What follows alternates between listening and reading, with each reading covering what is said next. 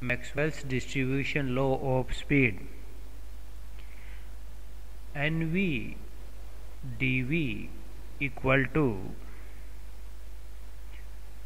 4 pi AV m cube divided by h cube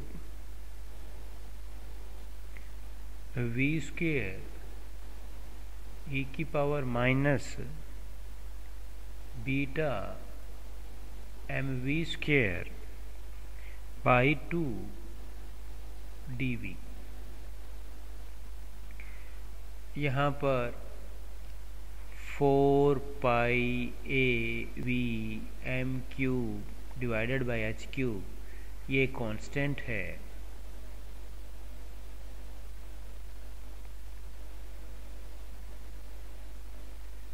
क्योंकि 4 भी constant है, पाई कांस्टेंट है, ए जो है वो प्रोपोर्शनलिटी कांस्टेंट है, वी वॉल्यूम है, एम जो मास ऑफ मॉलिक्यूल या पार्टिकल है वो भी कांस्टेंट है और एच प्लैंक कांस्टेंट है। इस प्रकार 4 pi a v m cube by h cube equal to constant, और इसे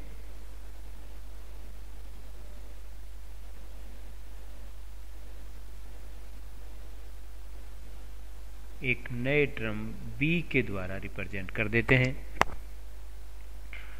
और जो बीटा है यहाँ पर ये भी एक कांस्टेंट टर्म है और इसकी वैल्यू होती है 1 बाई के टी।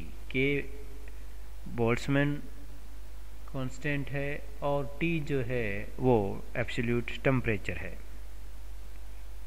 इस प्रकार NV/dV equal to b v square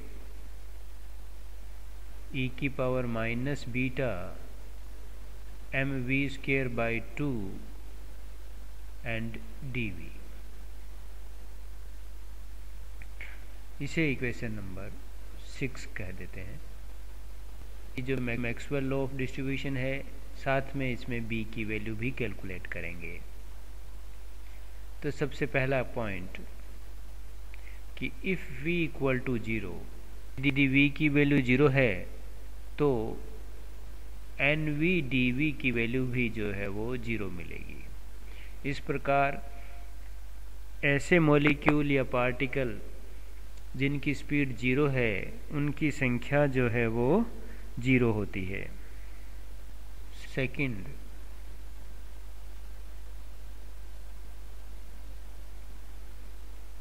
for small value of v,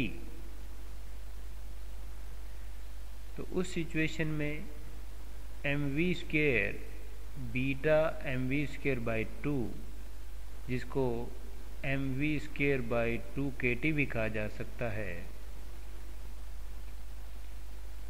की वैल्यू जो है वो लेस देन 1 होगी।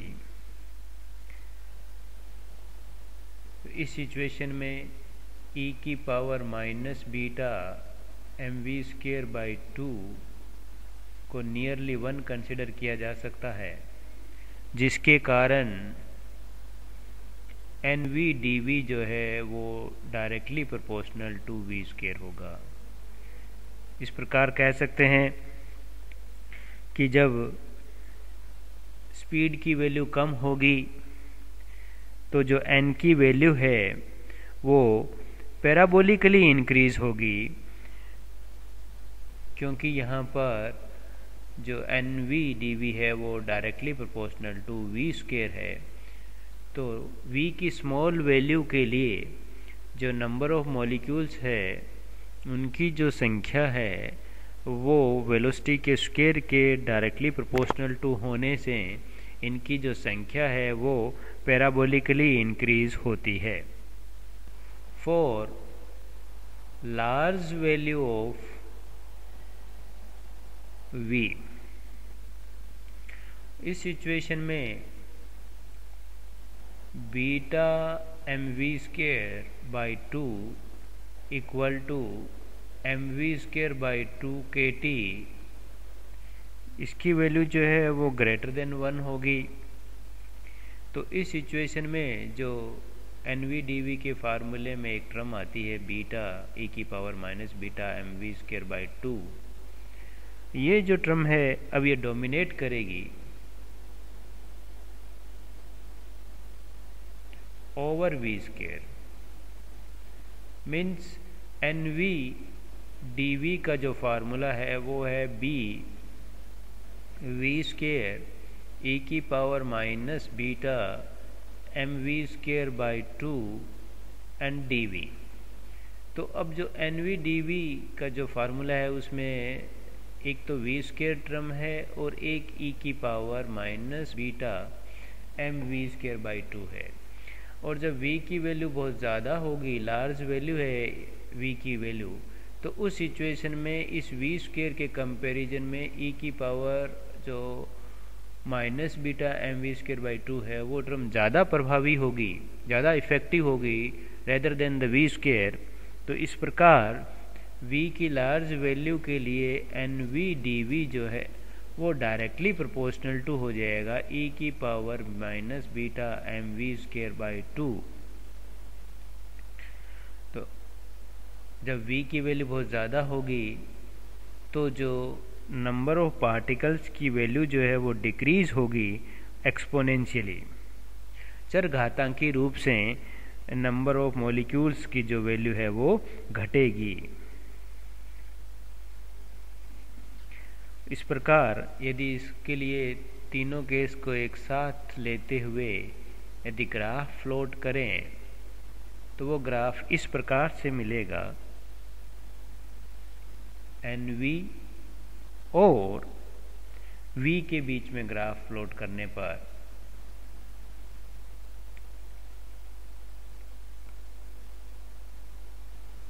ये 0 से प्रारंभ होगा, पहले पैराबोलिक रूप से इंक्रीज होगा, मैक्सिमम वैल्यू मिलेगी और उसके बाद में ये एक्सपोनेंशियली जो है ये वैल्यू कम होना शुरू हो जाएगी। और ये एक पर्टिकुलर वैल्यू जिस पे नंबर ऑफ पार्टिकल की वैल्यू मैक्सिमम मिलती है स्पीड की एक पर्टिकुलर वैल्यू के लिए, और उसे कहते हैं v m p, most probable speed. अब इसका जो एरिया होगा ग्राफ वक्र और वी एक्सेस के बीच में, वो area total number of particle को रिप्रेजेंट करेगा। और ये जो एरिया है वो होगा n v and d v के इक्वल, कि यहाँ पर जो स्पीड है वो v है और इस पॉइंट पे जो स्पीड है वो है v प्लस डी वी। तो इस प्रकार इसकी जो साइडेड पोर्शन है उसकी जो विड्थ है वो डी वी के इक्वल है, और ये जो यहाँ से लेकर यहाँ तक की जो हाइट है वो v के इक्वल है।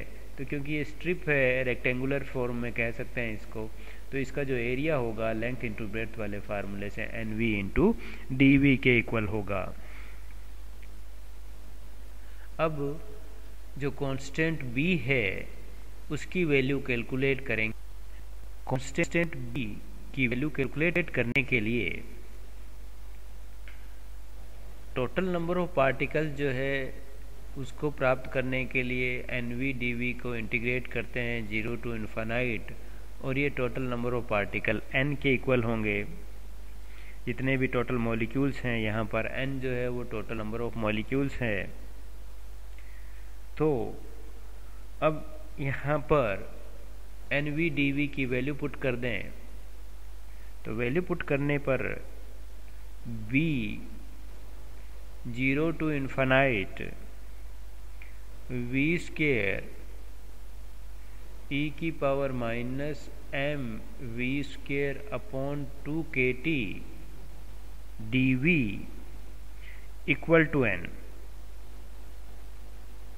अब स्टैंडर्ड इंटीग्रेशन से यदि वैल्यू यहाँ पुट कर दें, अब यदि स्टैंडर्ड इंटीग्रेशन से वैल्यू पुट कर दें तो स्टैंडर्ड इंटीग्रेशन के अनुसार 0 to infinite x square e की power minus alpha x square d x equal to होता है 1/4 पाई अपॉन अल्फा क्यूब और under root pi upon alpha cube का अंडर रूट तो 1/4। तो यहाँ पर वैल्यू मिलेगी 1/4 into pi upon alpha. Alpha जो है वो हो जाएगा m/2kt, तो m/2kt होल क्यूब और इस π/α³ का under root equal to n। b 1/4 into 8πk³t³ का under root equal to n। इस प्रकार b equal to n divided by 8πk³t³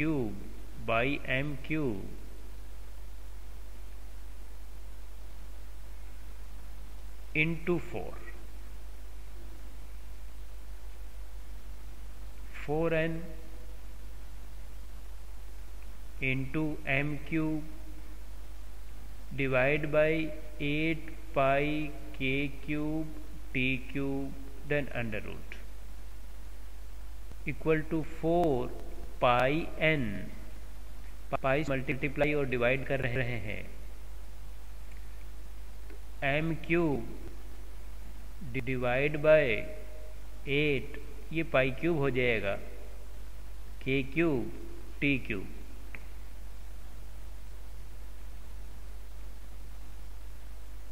beta equal to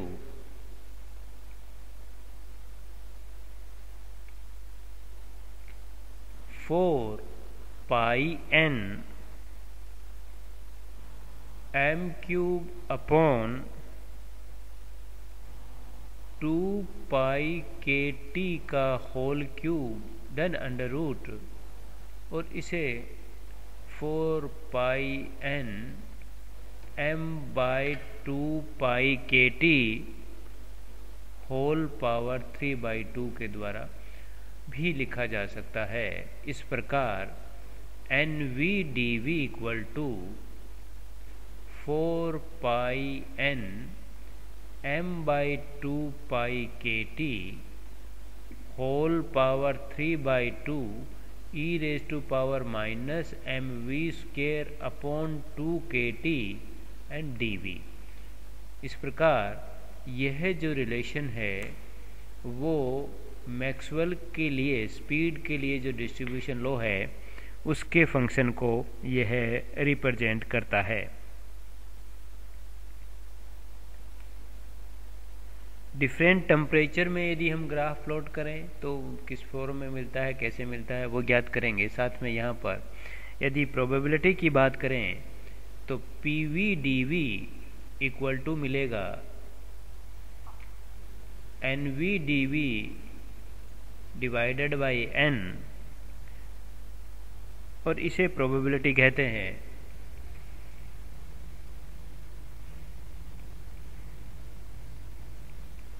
तो इस प्रकार प्रोबेबिलिटी इक्वल टू हो जाएगा 4π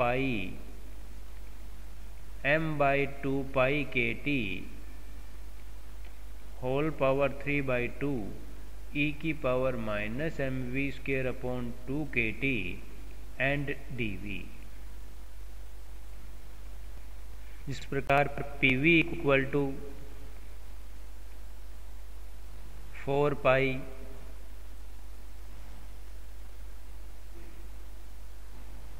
m/2πkt होल पावर 3/2 e⁻⁻mv²/2kt मिलता है।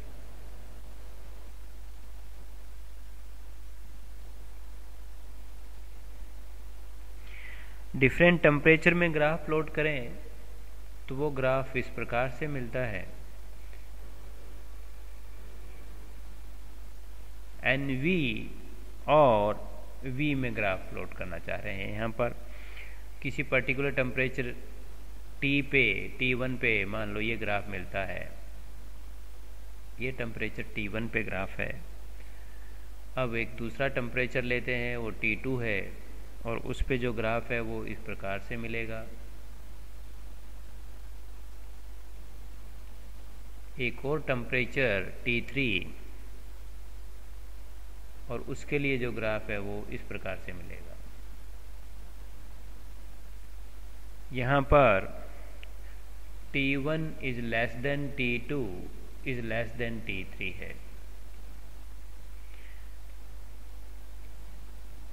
इस प्रकार NV और V में जो ग्राफ है डायग्राम में दिखाए अनुसार हमें मिलता है।